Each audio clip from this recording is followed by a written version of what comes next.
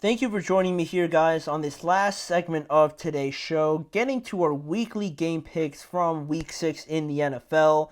Part 1 is today, Part 2 is going to be tomorrow for the remaining 6 games. So, without further ado, we're going to jump into the matchups that we have for this first half of Week 6. And we got some more interesting games in this week for a couple of reasons, right? A lot of good ones. Starting off in the top left with the Arizona Cardinals taking on the Green Bay Packers. And um, I don't believe Green Bay will go scoreless in the second half like the 49ers will. I think with Jordan Love, obviously getting back slowly because he did come back very fast from that knee injury, but you can certainly tell, that interception he threw against the Rams was awful. A lot of people probably would have thought that it was Will Levis throwing that, not Jordan Love. That was very uncharacteristic like from him based on what we saw last year. So I think he's still trying to get everything together, trying to have confidence in that knee, obviously, right? Because he is back out there, but it takes some time to get some confidence back in that knee and really move around like he used to. So with that being said, that's why I have a bit more optimism for the Green Bay Packers and why I think this game will be a little bit tougher for the Cardinals. Their defense played well against another mobile quarterback in Indianapolis when the Packers defeated them. So, Kyler Murray coming into town, very different body build, right, than Anthony Richardson, but still dangerous with his legs nonetheless. And also, Arizona played pretty well on the road. They've played pretty well on the road so far with the game in Buffalo, beating the 49ers last week. So it's not your old typical, maybe not taken seriously Arizona Cardinals, right? This is a decent team offensively with James Conner, with Kyler, with Marvin Harrison Jr., Michael Wilson making a name for himself as well. It's a pretty decent offense. So if you could take advantage of that offense and have your defense make a couple stops early, I think it'll definitely benefit the Packers, who I think will win this game. I believe in Jordan Love. He'll settle down a bit more than what he was last week on the road. And also, they're going to have Romeo Doubs back, which is a big missing piece that they didn't have last week and made the offense a bit more stuttery. So having him back there, his connection with Jordan Love, I think it's going to give them the edge over the Arizona Cardinals, and the Packers will win this game and will move to 4-2, if I believe now, on the season. And then also, moving just down the line, the Pittsburgh Steelers traveling to Las Vegas. A lot of quarterback news here. There's going to be a new quarterback for the Las Vegas Raiders. Aiden O'Connell will now be the starting quarterback, where they benched Gardner Minshew. Gardner Minshew won the battle over the summer, but through the first 5 weeks, it hasn't been a solid performance week in and week out. It's been pretty inconsistent. You have games like you do against the Raiders, and then you have games like you do against the Broncos, right? Two completely different performances from not just Gardner, but the entire offense. And, head coach Antonio Pierce decided that now it was time to make a change, and he went back to Aiden O'Connell after he did start for them towards the end of last year. And on the other side of things, who's going to start for the Steelers, right? It seems like Russell Wilson is healthy now. He's practiced for the last 2 days now, I believe.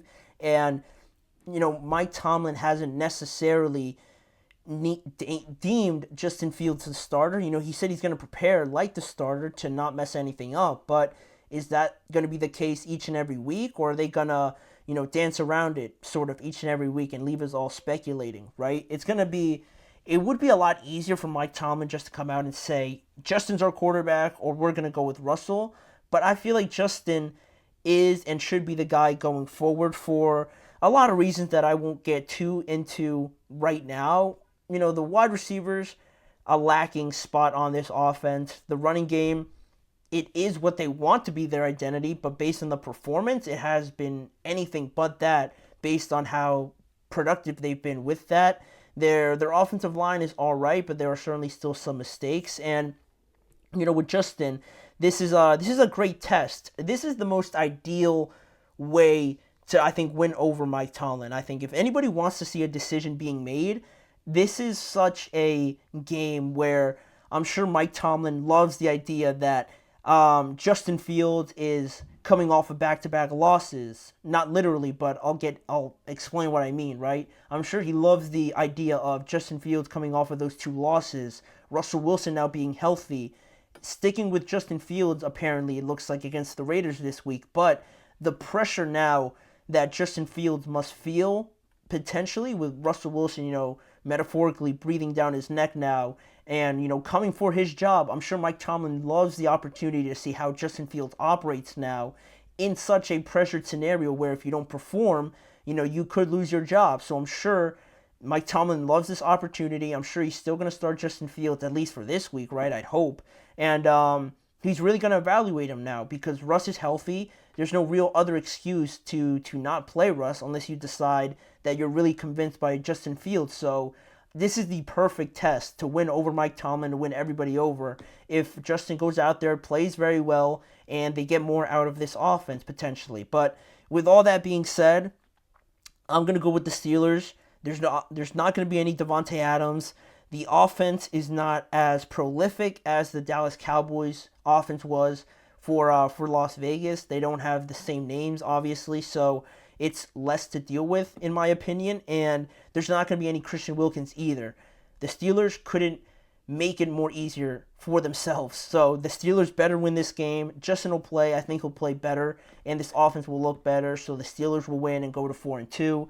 Then we look at the next game, the Jaguars traveling technically to the Chicago Bears, but this game is going to be in London. Another early kickoff at 9:30 over there over the pond in London.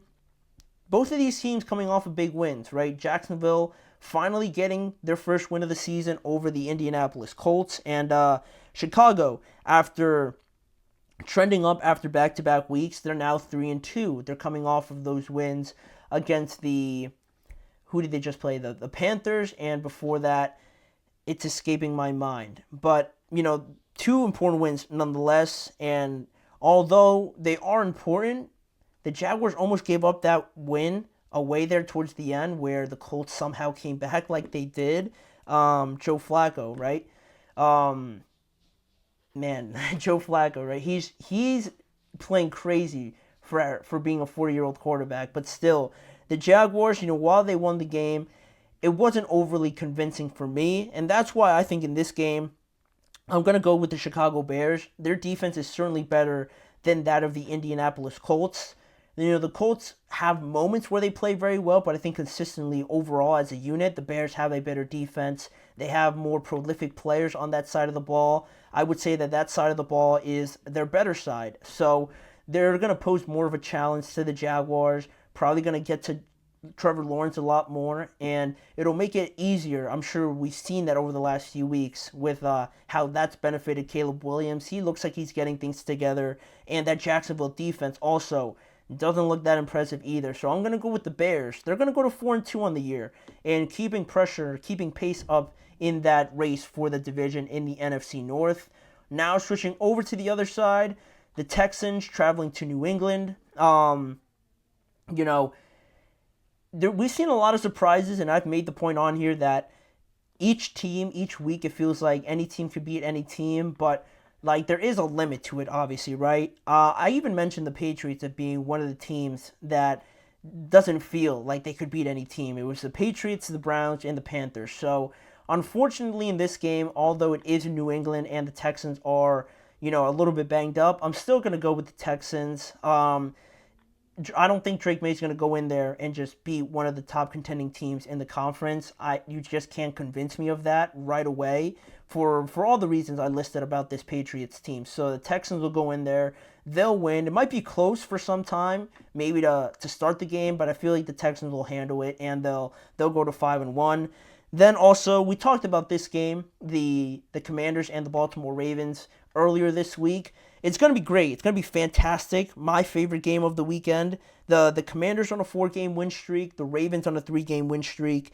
Both, I think it was the two top offenses in the NFL so far. The Commanders and the Ravens. And it all come down to how well Washington can run the ball on the Baltimore Ravens' top-ranked rushing defense. So this clashing of styles, Lamar and Jaden Daniels, how similar they are. That's going to be one of the main talking points of this game. I love all of the narratives and how similar these two teams kind of are. And I did go with the Commanders in this game. I think they'll win. I think they'll surprise a lot of people. And I just like thinking of the idea that the following day, everyone's going to go insane that Jaden Daniels won this game. But I also have a lot of confidence in Jaden. I think he's going to be really good. And he's doing a lot. He can't do any wrong so far in the year. And I think it continues in Week 6. And lastly here, kind of also giving my pick away for this game, I took the Eagles. I think they're going to win. Both need this team. Both of these teams need this win very badly. But I think it all just comes down to the idea that Philadelphia, you can't help but notice the fact that they're missing their guys, right? Having A.J. Brown, having Devontae Smith certainly matters, obviously, right? Whereas with the Cleveland Browns, they have everybody, right? They're not missing anybody. They haven't lost anybody, really, is what I'm trying to say. Nick Chubb has been out for the entire year. It's not like you were playing great, you lost them, now you look very bad. They haven't looked good all year, and it doesn't look like they're going to get any better. And knowing that Deshaun is a big reason for that, and while Jalen Hurts is also facing some scrutiny with Deshaun, it almost feels like such a weird topic where you don't really know what it could be. With Jalen, at least you can point to the fact that he doesn't have his two top targets. And it could be Nick Sirianni elsewhere. But with the Browns, it doesn't feel like anyone's putting any blame on Stefanski or the offensive line or the wide receivers or anything like that. It all just falls on the lap of Deshaun Watson. So the fact that they're on the road again and the Eagles are coming off of a bye, it's too good for the Eagles not to win this game, not to get back on track winning games. But if they don't, it's going to be very bad for the Eagles the following day. It's going to be as bad for them if they lose this game as it's going to be as good for the Commanders to win the game against Baltimore. That's how severe, how important this win is for the Eagles, right? They can't lose this game. I'm not even going to think about them losing this game. It'd be almost impossible for me for that to happen. So I'm going to go with the Eagles. They're going to handle business and stay with pace with the Commanders as well for that division. So that's going to wrap it up for the first half of these predictions. We're going to get to the second half tomorrow, but that'll do it for today's show. Thank you guys for tuning in to the GSMC Chip Shot Football Podcast. Please remember to follow the show.